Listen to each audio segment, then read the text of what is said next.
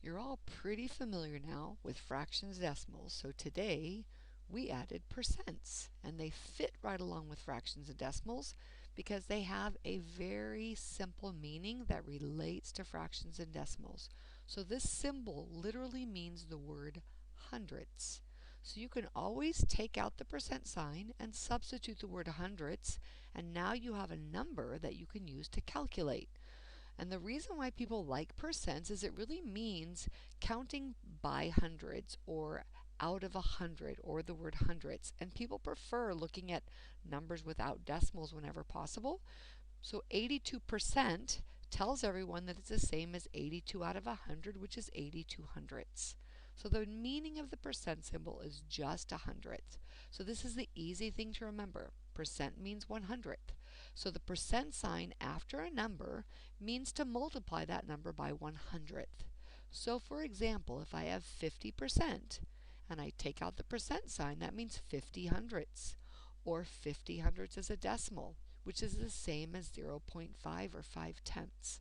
You guys all know 50% is a half, 50 out of 100 is a half, 5 out of 10 is a half. So percent just can be substituted with the word hundredths.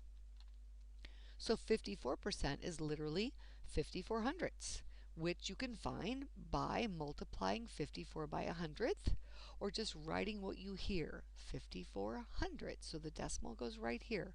In the number 54%, the decimal is at the end after the 4. So notice if I'm taking out the percent sign, I have to put in the hundredths. So I have to move the decimal twice to the left, and that's how I get 54 hundredths.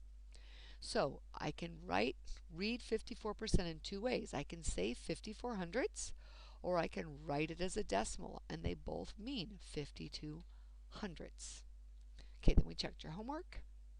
All right, so returning to this, so since percent means hundredths, I can also write my 54 as a fraction, my 54% as a fraction by putting 54 over 100. So 54% is the same amount as 54 hundredths, which is the same amount as a fraction 54 hundredths, which simplifies to 27 fiftieths. And the substitution principle in mathematics means simply if these are all equal to each other, just like in basketball, I can take out a player and substitute another player. Same thing in math. I can take out 54% and I can substitute the decimal, 54 hundredths. Or I can take out 54 hundredths and I can substitute the fraction, 27 fiftieths. These all mean the same amount, 54 hundredths. And then for my Gestalt learners, my right brain thinkers, you need to know the big picture. So percents are commonly used in real life. You earn 3.15% interest on your investment. There's a 30% chance of rain tomorrow. The price of the stock dropped by 0.4%. President Obama now has a 40% approval rating. Or there are some predictions about the population of Japan decreasing by 9% over the next 10 years.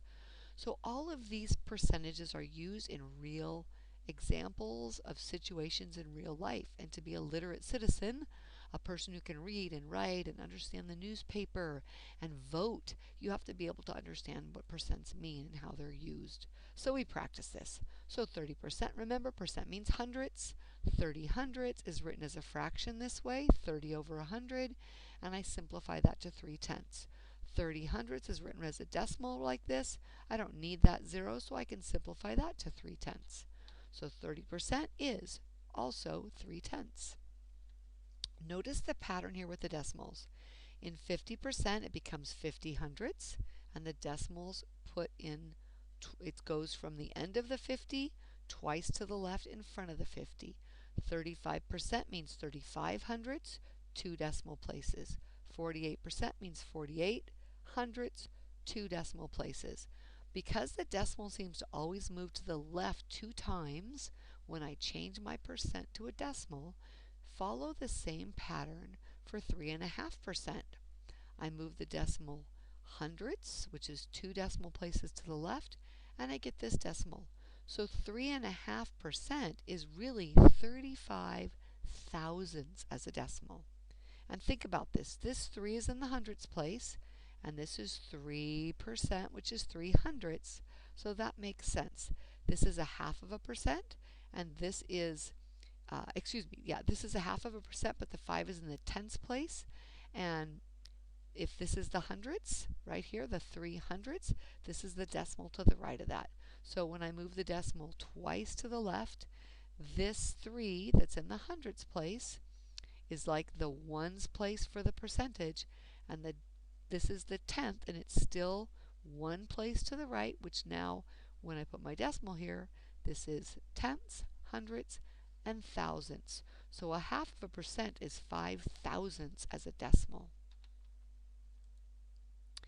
How do I change a mixed number as a percent to a decimal or a fraction? I said do it in baby steps, one step at a time. So you discuss this in your table group.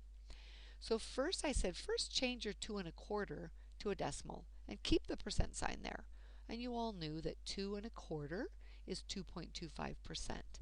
Now change that to a decimal. Percent means out of 100, so I've got to move that decimal twice to the left. Now read what I have as a decimal as a fraction. That's 225 10,000ths, tenths, hundredths, thousandths, 10,000ths. Write what you hear is a fraction. And my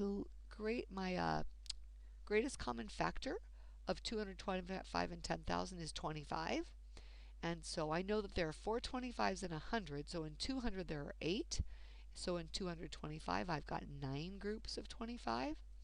And if I'm going to divide this by 100, it's really easy to think of. If you think of, I'm going to divide 10,000 by 25.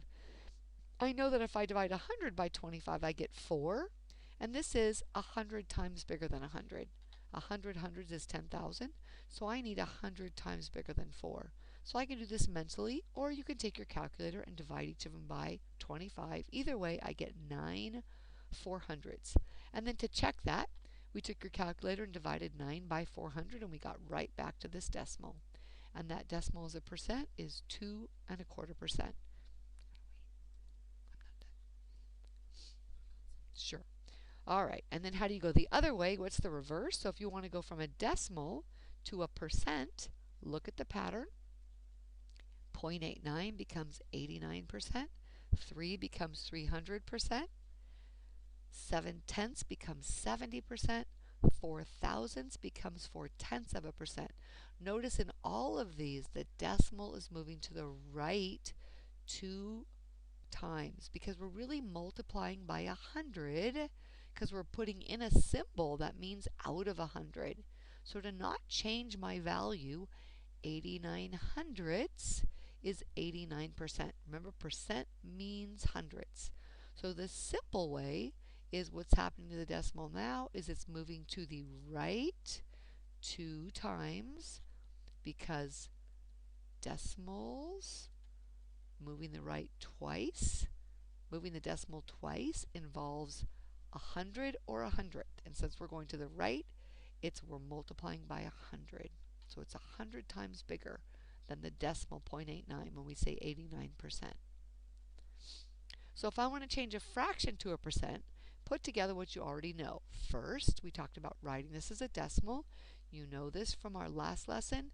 This means divided by. 4 divided by 25 is the decimal 16 hundredths. And 16 hundredths is 16%. Remember, hundredths means percent. Percent means hundredths. So really we just move the decimal twice to the right and then put in our percent sign and we see 16%. So be really flexible in your thinking. In other words, you can substitute other values for the same, other representations for the same number. So I asked your groups to add 50% and 25 hundredths. And some of you thought, okay, this is 25% plus 50% is 75%. And some of you knew that this is a quarter and this is a half and a quarter is 3/4. And some of you said this decimal is 0.5. 0.5 plus 0.25 is 0.75. So these are all different ways of saying the same thing. They're all the same value. With money, this would be 75% of a euro is 75 cents. 3/4 of a euro is 75 cents. 75 hundredths of a euro is 75 cents. They're all the same. Now if I want to add a half and a third, it's better to change this fraction 0.5 to a half, because if I make this a decimal, I get a repeating decimal, 0.33333. You can add that. You'll get 0.833333 repeating, but it might be easier to think of a half as a fraction, get a common denominator in 6, and add 3 6 and 2 6, and you get 5 6. But that is the same as 0.833333, and the 3 repeats, just the 3. All right. And remember, the substitution principle simply means that I can use any forms of equal amounts in any problem because they're all equal to one another. So I can substitute 50% for 0.5 or 0.5 for 1/2 or any of them. So if I'm talking about 50% of something and I want to compute with 50%, I want to use 0.5 with my calculator because I can't really use 50% of my calculator. I need to know that that's the same as the decimal 0.5. There's a table on page 170, and those are all the percents that you really should know by heart. They're just like the decimals that you should know, only they're percent equivalent.